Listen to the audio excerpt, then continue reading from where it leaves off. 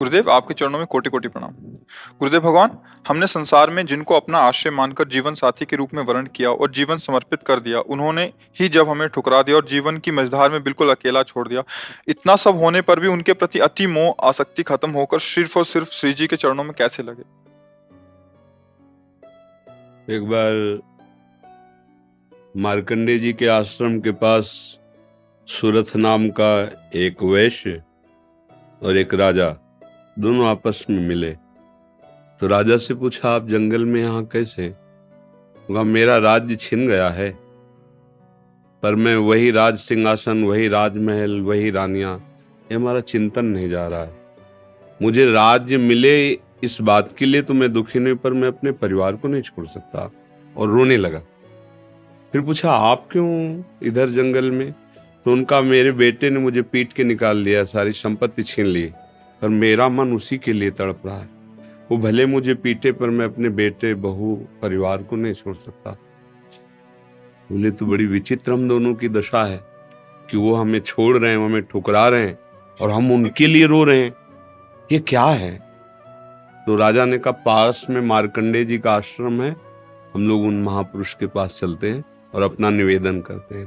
तो जाके प्रणाम किया और अपनी बात दोनों ने रखी। तो मार्कंडेय जी ने कहा, ये भगवती माया का प्रभाव है।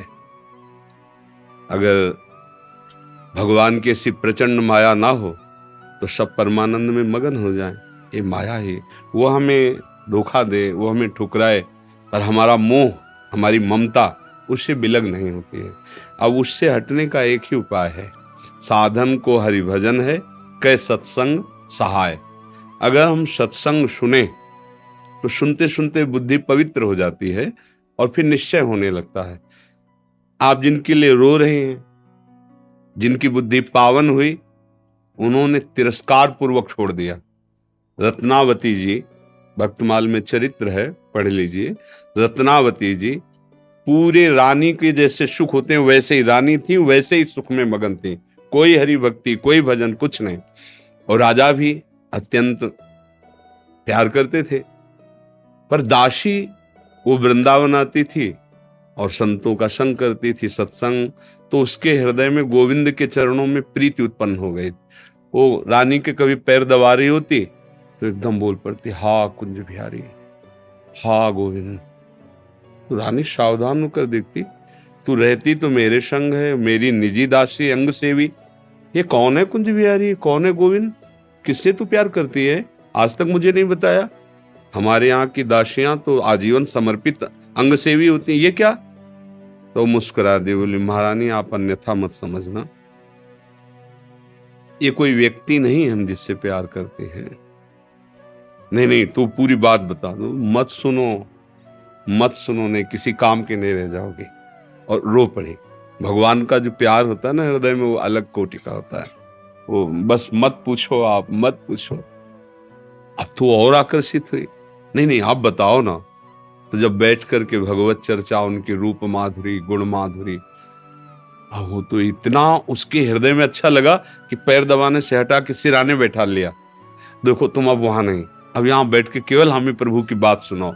इतना रंग चढ़ा कि हृदय विकल हो, उनका कैसे दर्शन हो सकते हैं? गोविंद के कैसे दर्शन हो सकते हैं? बिहारी जी के कैसे दर्शन हो? तो उनका, महारानी जी एक ही उपाय है, यदि प्रगट में संतों का संग किया जाए तो निश्चित संत सभा में गोविंद छुपे रहते हैं, वो जरूर कृपा करेंगे।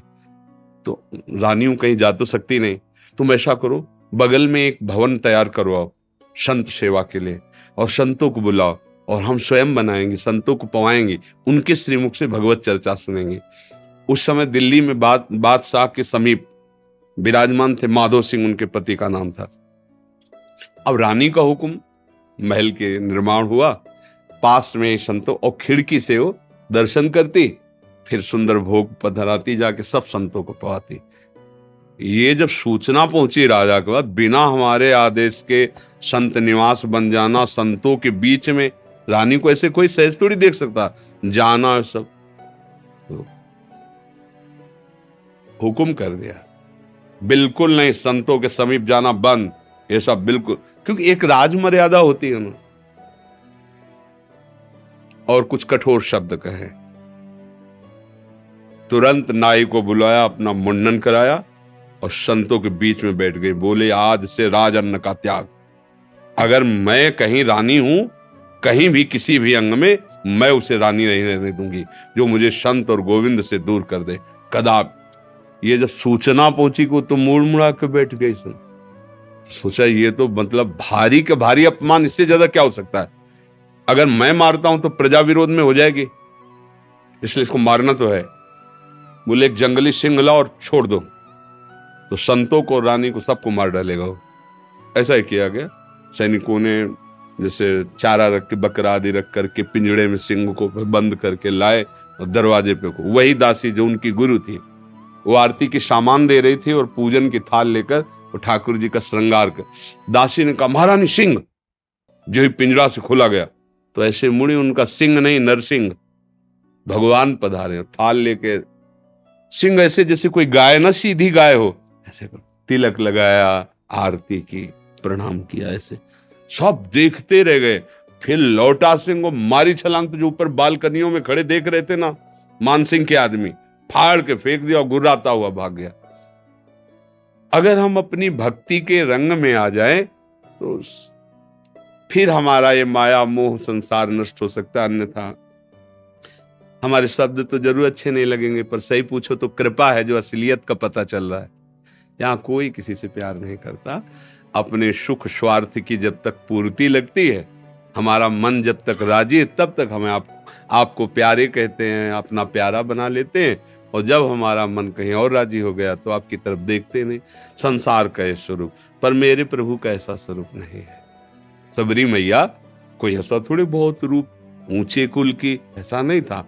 सबर जंगली जातियों में आती है उनमें, लेकिन भगवान की भक्ति से बड़े बड़े ब्रह्म ऋषियों के आश्रम में भगवान नहीं गए, सबरी माता के। भगवान ये सब संसार यही सब देखता है, तुम्हारा रूप, तुम्हारा गुण, तुम उसके काम लायक हो कि नहीं हो। अगर स्वार्थ की पूर्ति लायक नहीं हो तो कोई भी हो, हट जाओ या वो मार डालेगा। संसार का स्वरूप है, कोई न कोई नाटक करके तुम्हें नष्ट कर देगा संसार। लेकिन हमारे भगवान कैसे भी नीच, पतित, अवगुणी, कुरूप, बिल्कुल मूर्ख कैसा भी हो, भगवान उसे अपनी गोद में ले लेते हैं। तो एक ही उपाय है, भगवान के चरणों का आश्रय लेना, वही परम पति हैं। देखो मीरा जी ठसक से कहती, मेरे तो गिरधर गोपाल दूसरा न कोई। और ये कभी धोखेबाज नहीं है, कभी धोखा नहीं। हम सही कहते हैं। अगर हमें जैसे बचपन से लगे रहे ना, हमें बात समझ में नहीं आती ना, तो हम ये जरूर माइक से कहते हैं कि भाई देखो, भक्ति करना ठीक है, पुण्य है, मंगल है, लेकिन हम अपनी छाती की बात कहते हैं। अभी तक कमी हमारी और कृपा उनकी डुबो रही है। बस अगर कहीं कमी है तो हमारी कमी है, उनकी तरफ से कृपा ही कृपा, दुलार ही दुलार है। ये सच्ची मान लो। अगर कोई प्यार करने वाला है तो प्रभु है। आप कहोगे दिखाई नहीं देते हैं, आपने अपने को देखा है क्या? अगर प्रभु से देखने पर ही प्यार करते हो तो आप अपने से प्यार करते हो ना। देखो ना, आप अपने से प्यार, आपने अपने को देखा है क्या? आप तो शरीर को देख रहे हैं, बिना देखे भी आप अपने को बहुत प्यार करते हैं। आप अपने आप को बहुत प्यार करते हैं। अगर ये पता चल जाए कि हाँ कैंसर हो रहा है और आपको क्षति पहुंच जाएगी तो आप यहां से कटवा देंगे। अपने आप से ज्यादा प्यार आप किसी को नहीं करते, टांग कटवा देंगे आप। अगर ऐसा लग जाए कि अपने को बहुत अशांति, जीना मुश्किल है, आप क्या करेंगे, कैसे मुंह दिखाएंगे, तो आप जहर खा लेंगे, फांसी पे चढ़ जाएंगे। मतलब समझिए, पर आपने अपने को देखा नहीं, जाना नहीं, फिर भी आप बहुत प्यार करते हैं। जो कुछ भी प्यार करते हैं अपने लिए करते हैं। अपने आप से बढ़कर आप किसी से प्यार नहीं करते, पर आपने अपने आप को नहीं जाना, तो फिर तुम उन्हीं के अंश हो। जब तुम अपने को नहीं जान पाए तो जैसे अनजाने में आप अपने से प्यार करते हो, ऐसे ही शुरू कर दो प्यार प्रभु से, और उनके तुम हो वो सामने आ जाएंगे पक्का।